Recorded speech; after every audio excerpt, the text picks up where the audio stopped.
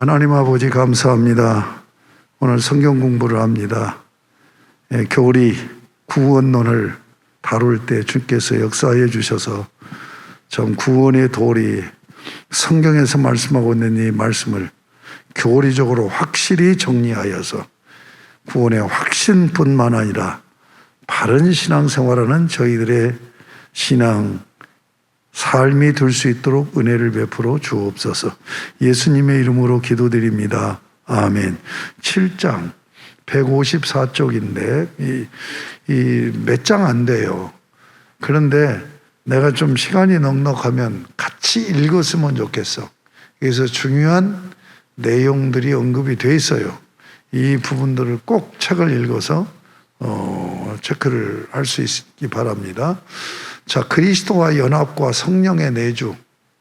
이것은 그 교리 체계로 한다면 교리가 조직신학적으로 보면 성경론, 하나님론, 인간론, 그리스도론, 구원론, 교회론, 종말론에서 7가지예요. 그런데 그 중심이 뭐냐면 그리스도론과 구원론이야. 그리스도론과 구원론의 가장 핵심 교리, 중심 교리가 바로 이 교리예요. 그리스도와 연합과 성령의 내주요. 이 부분이 가장 중요한 부분이야. 이 책에는 짧게 돼 있지만 그래서 이 저자의 탁월한 우수성이 뭐냐면 아주 간략하게 명료하게 정리를 해놨다는 거예요. 꼭 이 부분을 읽으시기 바랍니다. 두 부분으로 나눠졌죠. 하나는 그리스도와 연합, 두 번째는 성령의 내주예요. 그럼 그리스도와 연합도 3가지로 살펴볼 수 있습니다. 신비한 연합, 그리스도와 연합되는 것이 신비한 연합이다. 그러면 연합이 언제 되는가? 연합의 시기, 그 다음에 연합을 통해서 나타난 내게 주어지는 은혜가 뭔가 하는 것으로 정리가 되어줄 수 있습니다. 신비한 연합입니다. 그러니까 우리가 그리스도와 연합이 되어 있어요. 그것을 성경에서 뭐예요? 그리스도가 내 안에, 내가 그리스도 안에 있다고 하는 거죠. 이게 바울을 통해서 계시된 말씀이죠. 자, 신비한 연합. 이제 페이퍼로 짧게 하겠습니다. 그냥 책은 여러분이 읽어보시고. 첫 번째, 성령께서 믿음 고백하게 하여 그리스도와 연합시킨다. 그러니까 구원론이 뭐예요? 복음으로 우리를 부르셔. 예수 그리스도의 십자가 복음으로 복음을 선포해서 우리로 하여금 그걸 믿게 한단 말이에요. 그걸 부르심이라고 그러죠. 그래서 복음이 선포되면 그 복음을 내가 받아들여. 받아들이는 때에 거듭남이 이루어지죠. 그 복음으로 다시 태어나는 거예요. 그러면서 뭐냐? 우리는 하나님과 내가 인격적인 관계니까 내가 거기에 응답을 하는 거예요. 그게 뭐냐? 믿음 고백이에요. 이 믿음 고백은 2가지로 되는 거죠. 하나는 뭡니까? 회개죠, 회개. 내가 죄인이라는 것을 고백하는 거죠. 그리고 내가 하나님의 아들이시고 나를 위해 십자가에 달려 죽으신 것을 믿습니다 하는 믿음 고백이 되어진단 말이에요. 그래서 회개와 믿음 고백을 회심이라고도 표현해 2가지를. 자, 그럴 때 하나님은 뭐예요? 죄를 용서해 주시고 너 의롭다. 구원론에서 가장 핵심적인 것이 뭐냐면 의롭게 하심이죠. 의롭다 하시는 거예요. 내가 의로워서 의로운 것이 아니라고 지난 시간에 말씀드렸죠. 우리의 본성이 바뀌어지진 않아. 만약에 내적으로 본성이 바뀌어지면 죄를 안 짓죠. 그런데 우리가 죄를 짓잖아. 그런데 죄값을 용서하셨다고 외적인 법정적인 선언이야. 그러면 복음이 선포돼서 예수를 믿어 의롭게 하심, 여기까지가 뭐냐? 우리가 순서적으로 말씀드렸지만 이건 시간적인 순서가 아니라고요. 이 다음 이렇게 되어지는 게 동시에 이루어지는 거예요. 이게 논리적인 순서예요. 무슨 말인지 아시겠죠? 예. 그러면 자 봐요. 이렇게 이해하면 돼. 하나님 복음으로 우리를 부르시잖아? 그러면 거기에 응답해서 내가 믿음으로 인격적인 고백을 하는 거야. 내가 죄인입니다 하고 고백하고 나는 당신을 나의 구주로 영접합니다 하고 고백을 한단 말이야. 그러면 하나님은 용서하시고 너 의롭다 라고 선포하신단 말이야. 이게 지금 내가 얘기하는 것이 인격적인 관계예요. 하나님이 이렇게 하실 때 내가 이렇게 응답하고 또 하나님은 거기에 이렇게 해주시고. 이 인격적인 관계이기 때문에 중요한 것이 뭐냐? 믿음 고백이에요. 내가 인격적으로 응답하는 것이 믿음 고백이에요. 이 구원론에서 이 믿음 고백이 그렇게 중요하다는 걸 알아야 돼요. 2번, 성령이 그리스도와 믿는 자의 연합에 띠가 되어 영생을 누리게 한다. 자, 이렇게 동시적으로 이런 역사가 일어나요. 그래서 그리스도와 내가 연합이 돼. 그 연합을 이루는 성령님이 띠가 돼서 굳건하게 연합을 시켜서 하나로 묶어놓는 거예요. 예. 그래서 그냥 그러다가 잘못하면 또 너 지옥 가라 이렇게 하지 않는단 말이에요. 끝까지 우리를 책임져줘. 영생에 이르게 한단 말이에요. 3번, 연합된 자는 그리스도의 부활에 새 생명으로 살게 된다. 이 말이 무슨 얘기냐면 그리스도와 연합됐다는 얘기는 그리스도의 부활의 영이 우리의 영혼에 심겨지는 거예요. 예? 그래서 새 생명은 뭡니까? 죽음에서 벗어나는 게 새 생명이죠. 예수 그리스도가 부활하셨잖아요. 그러니까 부활의 새 생명의 영이란 말이에요. 그 영이 내 영혼에 심겨지는 거예요. 그래서 새 생명으로 살게 되는 거예요. 4번, 그리스도와 연합은 그에게 심겨집니다. 심겨진다. 숨포토스라고 하는 헬라어를 여기 숨이라는 말이 숨이라는 함께라는 얘기예요. 함께 심겨진 그리스도와 함께 심겨진 이게 연합이라는 그 의미를 닮은 용어라는 얘기예요. 5번, 그리스도와 연합 관계를 내 안에 거함으로 표현하셨다. 이것이 뭐냐면 포도나무와 가지의 비유지. 요한복음 15장에. 그 다음에 6번, 성령으로 인한 신비한 연합은 신령한 연합으로 영적 인격적 관계이다. 그러니까 육체적인 연합이 아니에요. 실체적인 연합이 아니에요. 자, 실체적인 연합은 뭐냐면 그리스도와 내가 연합이 돼서 그리스도가 실체적으로 내 안에 나를 이루는 것이 아니란 말이에요. 이것을 천주교에서는 주입의 은혜라고 얘기를 해요. 그러니까 하나님이 우리에게 들어와 있는 심겨진 거예요. 그게 아니라 영적이고 인격적인 그 신비한 관계 속에 들어가는 것이다 하는 것을 얘기하는 거예요. 7번, 그리스도와 연합은 신비한 연합이지 실체적인 연합이 아니다. 여기 실체적인 연합이라는 얘기는 이게 로마 가톨릭 천주교에서 주입의 은혜를 얘기해요. 그러니까 그 그리스도가 그리스도의 그 어떤 것, 그리스도의 그 부분이 나에게 그대로 옮겨져서 그리스도가 내 안에 거한다고 하는 얘기를 할 때 그 그리스도가 주입되어진 것이 아니란 말이에요. 관계를 얘기하는 거, 관계. 그래서 신비한 관계의 연합이지, 관계의 연합이지. 그래서 머리와 몸으로 설명을 하고 있고, 남편과 아내로 설명을 하고, 이게 관계예요. 이건 유기체로서의 연합을 얘기하는 거예요. 실체적인 연합이라는 얘기는 뭐예요? 그리스도가 내 안에 들어와 있는 거예요. 그러니까 이 사람에게도 그리스도가 들어갔고 저 사람에게도 그리스도, 실제로 그리스도의 실체가 들어와 있는 거예요. 그러면 뭐가 되는 거예요? 내가 신이 되는 거죠. 그렇잖아요? 내가 신이 되는 거예요. 그래서 로마 교회, 캐톨릭 교회는 종말론이 뭐냐? 마지막에 예수 그리스도가 되어진다는 얘기예요. 작은 예수 그리스도가 실제적으로 되어진다는 얘기예요. 그래서 종말론은 뭐냐? 천국에서 향연이 벌어지는데 큰 신과 작은 신들의 향연이다. 우리가 신이 되는 거예요. 이걸 앙양신학이라고 얘기해요. 여기 우리 개신교에서도 그 주장을 한 사람이 칼 바르트예요. 절대로 우리가 신이 될 수가 없어요. 우리는 피조물이야. 그러니까 신과 피조물이 신비한 연합으로 깊은 관계에 들어가는 걸 얘기하는 거예요.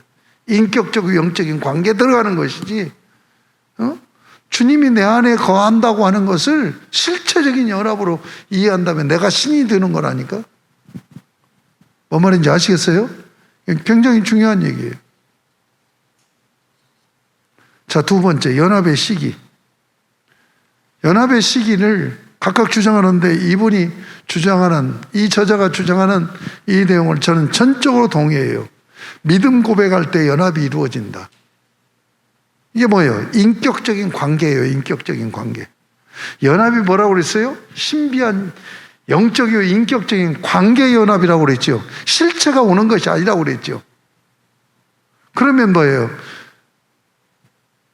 복음의 초청을 받아서 예수 그리스도의 복음을 들었을 때 그분을 나의 구주로 믿습니다 하는 믿음 고백이 이루어질 때 연합이 이루어진단 말이에요. 아까 내가 얘기했죠. 실체적인 연합이 아니라 영적이고 인격적인 연합이라고 그랬죠. 그러니까 서로 인격적인 관계가 이루어져야 되잖아요. 그래서 믿음 고백이 시기, 연합의 시기가 언제냐? 믿음 고백할 때 이루어진다. 2번, 그리스도와의 연합을 강화하는 것은 그리스도를 믿는 믿음을 강화하는 것이다. 그러니까 주님과 나와의 깊은 그 영적이고 인격적인 관계의 연합이 계속 강화되려면 뭐 해야 돼요? 내가 그분을 믿는 믿음이 점점 더 강해져야 되겠죠. 그 얘기를 하는 거예요. 자, 세 번째, 연합의 은혜. 그렇게 해서 연합이 되었을 때 어떤 은혜가 임하느냐? 그리스도와 연합의 모든 구원의 은혜의 통로가 된다. 내가 믿음 고백을 하고, 그래서 그리스도와 인격적이고 영적으로 연합이 되어지는 이것이 바로 뭐냐면 은혜의 통로가 되는 거예요. 그 연합을 통해서 모든 은혜가 나에게 이루어지는 거죠. 아시겠습니까? 그러니까 강한 믿음으로 믿음 고백이 이루어져야 되는 거죠. 그 다음에 두 번째, 연합으로 성령의 내주가 이루어져서 뭐예요? 하나님의 아들로 사는 거예요. 아빠 아버지라고 부르면서 하나님의 아들로 사는 거예요. 그 다음에 세 번째, 연합으로 성령의 내주가 이루어지며 영생의 보증이 된다. 여기 알라본이라고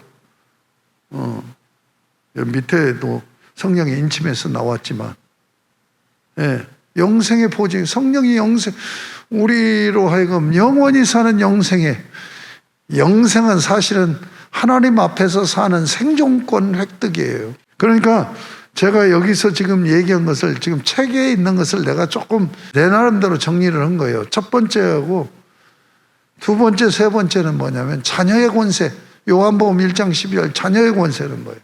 자녀의 권세를 누리는 것 같은 거죠. 그 다음에 그냥 넘어갑니다, 빨리. 두 번째, 이제 성령의 내주. 연합이 되어지면 성령이 내주하는 거죠. 연합이 되어지면 성령이 내주하셔서 영적이고 인격적인 관계를 분리되지 않도록 끈끈하게 가질 수 있도록 성령께서 내주하셔서 띠가 되어지신다는 얘기예요. 자, 성령의 내주도 세 가지로 봅니다. 성령의 내주. 성령은 그리스도와 연합된 자들 안에, 여기서 중요한 건 거주하신다는 거예요. 이게 오순절 순복음에서 주장하는 성령론하고 다릅니다. 오순절 성령론은 성령이 왔다 나갔다 왔다 나갔다 해요. 왜냐하면 성경 구절에 그런 식의 표현들이 돼 있으니까. 그러나 성경 전체를 놓고 볼 때는 우리가 예수를 믿고 그리스도와 연합되면 그때부터 성령이 우리 안에 거주하시는 거예요. 함께 하시는 거예요. 그런데 성령이 역사하느냐 못 하느냐는 성령이 떠나는 게 아니라 내 마음의 왕자의 자리에 앉아 있느냐 안 앉아 있느냐예요. 내 마음속에 성령님이 거주하시는데 좀 비켜나세요. 근데 이 자리는 내 자리예요. 자기 자아가 딱 서면은 예수를 믿어도 성령의 역사가 나타나지는 않아. 성령을 근심시키지 말라. 성령의 역사를 소멸시키지 말라. 내가 성령이 지금 내 안에 거하시는데도 내가 내 마음의 주인 노릇을 하려고 할 때. 이해가 되죠? 그 다음에 2번, 성령의 내주는 지속적으로 인격적인 관계 안에 들어가는 것이다. 아까 연합과 동일한 얘기예요. 영적이고 인격적인 거예요. 그래서 성령의 내주는 여기서 중요한 게 지속적으로예요. 성령이 이사 다니는 게 아니라니까? 안에 거하시는 거예요.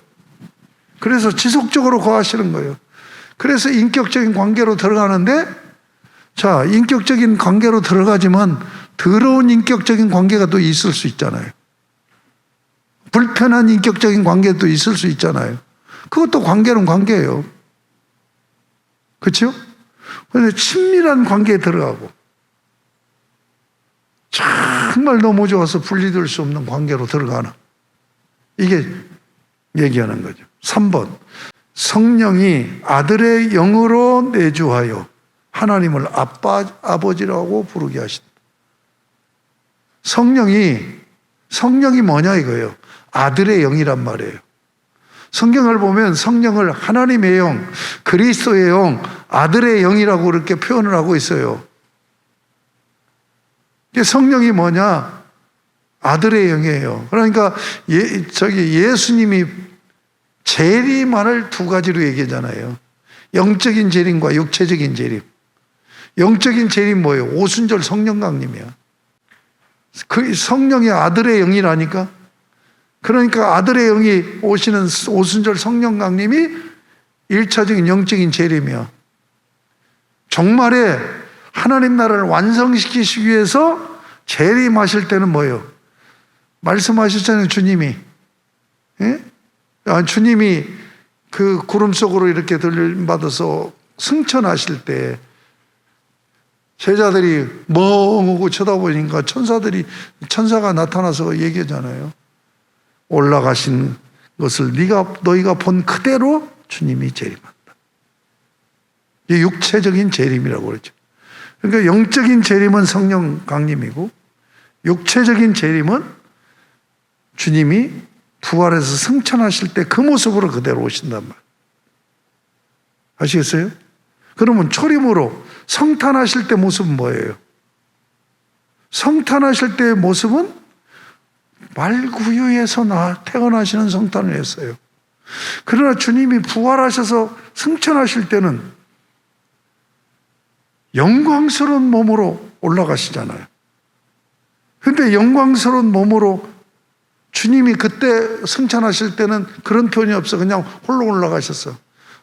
재림하실 때는 그 부활하신 몸으로 올라가신 그 몸으로 육체로 오시는데 심판하러 오시니까 천군 천사의 호의를 받고 호령과 나팔 소리가 울려 퍼지는 가운데 영광스럽게 권세 있게 재림을 하죠. 이해가 되십니까? 자, 성령의 인침. 성령이 내주하시고 우리에게 인치신단 말이에요. 자, 인치심은 뭡니까? 첫 번째, 성령도 믿는 자들의 부활과 영생의 보증이 되신다. 성령께서 믿는 자들의 부활과 영생의 보증이 되신다. 이 알라본이라는 말이 보증금이라는 말이에요. 공탁금이라는 말도 되고, 이게 법적인 용어예요. 성령도 믿는 자들의 부활과 영생에 성령이 인쳐주시는데 뭘 인쳐주신다고요? 너 부활돼, 예수님처럼. 그리고 너는 영원히 하나님 앞에서 생존권을 가지고 사는 영생한 자가 되는 이 인침을 주셔서 우리가 확신을 가게 한단 말이에요. 2번, 성령의 확증으로 하나님을 아빠 아버지라고 부르게 된다. 3번 성령의 확증으로 아버지에게 아들 이름으로 기도하게 한다. 4번 성령의 확증으로 그리스도와 함께 상속자가 되었다. 이거 2, 3, 4가 뭡니까? 요한복음 1장 12절을 정리해 놓은 거예요. 영접받는 자 곧 그 이름을 믿는 자들에게는 하나님의 자녀가 되는 권세를 주셨어요. 하나님의 자녀가 뭐예요? 하나님을 아빠라고 부르는 수 있다는 게 권세예요. 그리고 두 번째 권세는 뭡니까? 내가 필요한 것을 아빠에게 요청해서 내가 누리고 살 수 있다는 것이 자녀의 권세예요.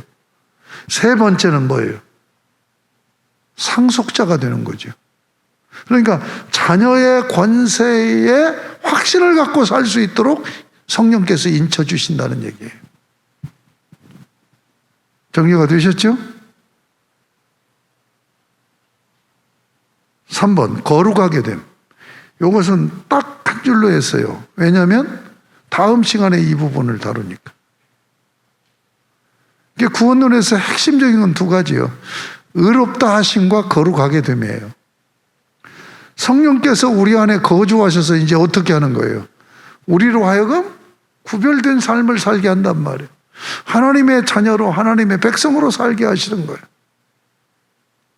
그러니까 성령의 내주, 성령의 인침, 그리고 우리의 성화의 삶을 이끌어 가시는 거룩하게 하심이죠. 자, 성령이 우리 안에 거하신다는 얘기가 무슨 얘기예요? 우리를 성전 삼는다는 얘기죠. 성령이 하나님이잖아요. 하나님이 거주하시는 것이 성전이잖아, 성수잖아. 그러면서 뭐예요? 우리로 하여금 하나님의 백성으로, 하나님의 자녀로 구별되게 사는 삶이 거룩하게 됨이죠. 그렇게 살게 하신다는 거예요. 이렇게 딱 정리해 놓으면 2단이 아니라 100단이 와서 흔들어도 흔들리질 않아. 딱 정리가 되셨어요? 예, 지금 여기 책에 157쪽을 꼭 읽으세요. 여러분 그리스도와 한 몸이 되는 것이다. 교회예요, 교회. 그러니까 구원론은 교회론과 구분을 해서는 안 돼. 여러 번 읽어봤으면 좋겠고 160쪽 연합 은혜의 통로 그 위에 그러므로 교회의 모든 사역은 이것도 좀 읽어봐야 될 부분이고 그 외에도 여러 가지가 있습니다만 그 부분을 더 눈여겨서 읽어보시기 바랍니다. 기도합니다. 하나님 아버지 감사합니다.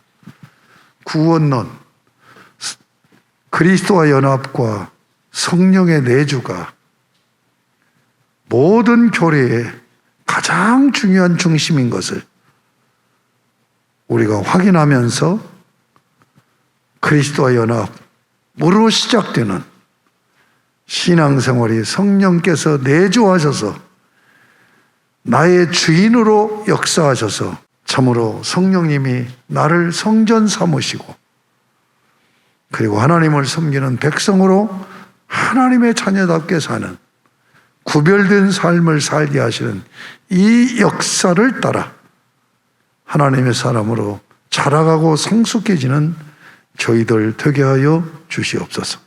예수님의 이름으로 기도드립니다. 아멘.